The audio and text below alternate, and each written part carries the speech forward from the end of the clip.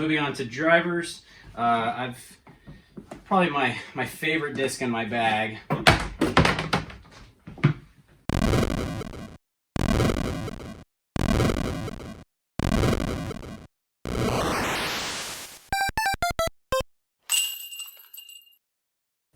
Hey guys, Chris Baker from Team Westside Discs and Team Skybreed Discs here. Just wanted to give you a quick end of 2021 bag update, kind of going into the winter time here. This is my bag I've been carrying for most of the year. This is my Combat Sniper, Dynamic Disc Combat Sniper. Kind of a middle-sized backpack bag. I really like how it sits on my back and the weight of it. And I can get quite a bit of stuff in here, almost as much as I can get in some of the bigger tournament bags. So I've really enjoyed this bag this year. Looking forward to next year. Westside's got some bags coming out. I did a review on the first Westside bag, the Refuge bag, on my YouTube channel here. But let me talk a little bit about what I was throwing in 2021. First thing you'll notice on my bag, and it's kind of a strange, unique thing about me, is the disc color coordination. So mentally for me, I like to have a different color for each of my drivers and then different color for each of my mids and putters, at least mids and throwing putters. So you can see I kind of have them organized by rainbow, Roy G. Biv here. That just helps me to know what I'm grabbing for, and then also helps me know when I'm missing something. I'm playing a practice round and I've thrown a few shots, I'm missing my red disc or missing my yellow disc or missing my blue disc. I kind of know what's missing. So might as well dig in here. I really love this Combat Sniper bag. I got my Skybreed logo here on the back, got my name here on the top. Added a Westside heat press logo to the side here. I'll start with my putters. So most of the year this year I've been putting with the Retro Mercy. These are the hand-eye Retro Mercies out of a subscription box. I got these from buddy Brandon and buddy John down in Evansville. So really like the retros for the firmness. I am considering switching to mediums in the wintertime. Just when it's really cold outside, these get a little bit stiff. But the Mercy is a putter that I've surprisingly stuck with for a while. I've been jumping around from putter to putter for a while, and I really like these. You know, Mercy does not have much, really no bead, a little bit of a lip on the bottom, but it's a really good combination of speed and glide. I don't tend to sail them over the top, but I also don't miss low a lot with them. They're not really overstable. They just kind of push straight into the basket. So really enjoying the Mercy. I have a upshot putter, which is a soft pure. So soft pure for me, if I need to get out of trouble, I'll throw kind of an anti-turnover back to the basket shot, works for that. Or if I have kind of awkward putts, like a kneeling putt or a step out putt, or I need to put a little bit of Anheuser on a putt, get it to go a little straighter, hold the turn a little bit longer, I'll throw the pure. This is my soft pure Veterans for Vet stamp that I got at my first Veterans for Vet I ran last year. Moving on to my mid-ranges. Well, I've got a throwing putter here, a couple throwing putters. So my two throwing putters are the Lucid Slammer. I've got a Lucid Slammer here with the Limestone Open that I ran a few years ago, and then the soft Caltrip. As you notice, both of them have these thumb track rings on the outside, and for me, I really like that for control. I involve my thumb a lot in upshots. I'll tend to fan grip on my upshots, and so having the thumb just gives me a little bit of extra control on some like anti-up shots or straight up shots. Slammer, obviously a little more overstable. I can trust it a little bit more in the wind, or I can kind of force it over and it comes out and lands pretty flat. Or if I need to throw a hyzer that gets around something, I'll throw the Slammer. If I need to throw something straighter, I'll throw the Caltrip. Or if I want to put it on a little bit of an ante and have it kind of hold and then pan to flat, I'll throw the Caltrip. So those are my two upshot putters.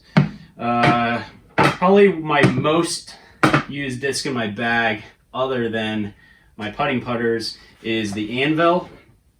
So my favorite anvils, if you know me, are these special edition. I believe they're an old tournament blend burst anvil. These things are board flat, and they're just incredible for little touch forehand upshots. I mean, if I'm inside 200 feet, I can usually get these anvils to where they need to go. I recently also just started bagging. This is a VIP hybrid anvil. It's got the Erica Stinchcomb buffalo stamp on there. Bison stamp, my apologies.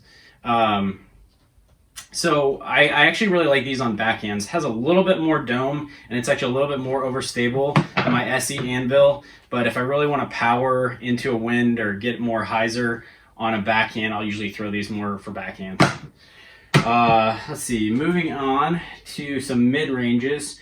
So an anvil's a mid-range, but I think of it more of a putter distance, overstable utility upshot disc.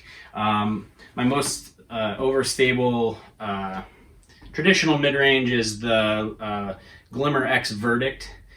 So I got this one from my buddy Steven, teammate Steven Waits from Pride's Creek tournament I played a couple years ago. These are the most overstable verdicts that I've found so far of all the X plastic. These Glimmer X, they're very flat, and so great for forehands in the woods. And then also, like, I can trust it, throw it hard, push it straight, and has like a reliable hyzer every time.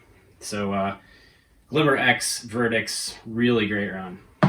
Another disc I've been trying is the Bard. So this is a nicely seasoned tournament Bard that team captain Chris Villa gave me. So Bard is a little bit shorter than a Verdict for me, and maybe just a little bit more overstable. So if I don't want as much fade as the Anvil, and I don't want as much distance as the Verdict, I'll throw the Bard there. Shorter, probably 250 or so distance-wise, whereas the Verdict's probably pushes more like 270 or 280 for me. My straight mid-range I throw is the Compass. This is the Retro Burst Compass, and I love this disc. It is so straight. Throw it on a little hyzer, it pops up, pushes straight. I like the retro plastic, especially in the summertime when my hands get sticky and sweaty. I get good grip on these, and I can get really nice pop-up shots just straight. This is the straightest disc in my bag. You'll notice that I actually don't throw a lot of straight putters.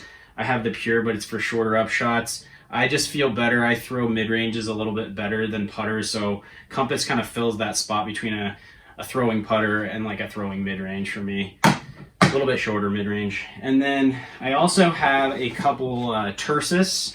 So this Tersis, this is got Charles Bearhorse stamp on it. This is kind of my less turning Tersis. So I'll throw it on a hyzer, it'll pop up and just kind of gently ride to the right. And then this is a kind of a trick disc. This is a 168 VIP Tersis. Has the old Death by Par disc golf stamp on it.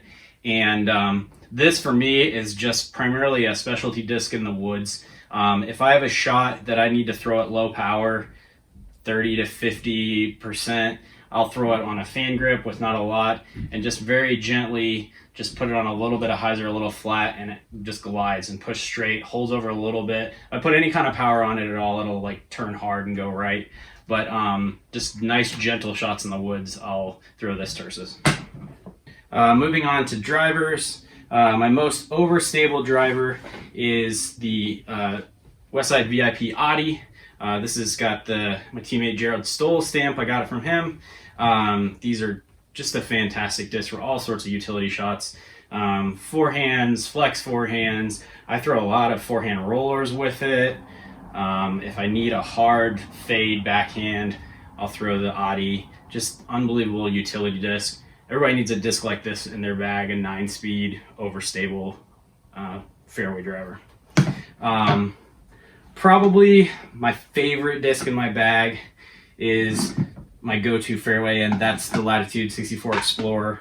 I am bagging 4 of them here this year. So my most favorite Explorer is this run of these Opto X. Some of them have a Ricky Wysocki, some of them have the Emerson Keith stamp on them. These are very flat for an Explorer. Most Explorers have quite a bit of dome. These are very flat, so they're great for forehands. I use it a ton on forehands where I just need it to kind of push straight before it fades. I'll use it on backhands, super reliable, just throw it hard, push it straight, reliable fade.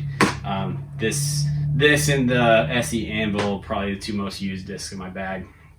And then I just got this. This is the Emerson Keith Gold X Tour Series, Team Series from this year. I love the feel of this Gold X plastic, and this one came out pretty much as overstable as my Opto X. It's starting to beat in to be a little bit straighter, so I'm hoping it kind of beats into Middle Explorer for me. I have some more beat up Explorers, but this one I'm hoping kind of becomes my middle go-to backhand Explorer. I can still forehand, it's still relatively flat compared to other Explorers. Then I have my Madison Tomeno. She's got this awesome Westside stamp that you can turn both ways. It's a VIP metal flake sparkle, this blue plastic. It's really pretty. It's got more dome, so this is probably my longest, most glide Explorer that I can throw and have it go the farthest and the straightest. And then this is another really great disc in my bag that I could not lose. This is a recycled Explorer that I've beat up quite a bit into almost a turnover disc, closer to something like a Maverick or a Vandal or something like that. So I can throw this on a lot of hyzer and it'll pop up and just ride straight. The more hyzer I put on it, the kind of straighter it goes, the more flat, the more it kind of turns right. But it's an Explorer, so it kind of has that DNA at the end that it finishes back out. Moving on to some distance drivers. My most overstable distance driver that I bag is, in the past year, is the Westside Disc Warhorse. So this is a first run Warhorse. I've had it for the longest. It's getting pretty beat in. It's almost not even a Warhorse anymore. It's kind of pushing more towards a traditional distance driver, but you know, everybody knows these Warhorses are really overstable. The reason I really like it is for forehands. It's very flat on forehands. I can put it on a little flat or a little bit of an ante and get it to push and then reliably fade hard right if I need to have something that fades hard to the right. Just a little bit further for forehands than the Audi is for me. And then I have, this is a somewhat newer one that I got from teammate Josh Patton down in Louisiana.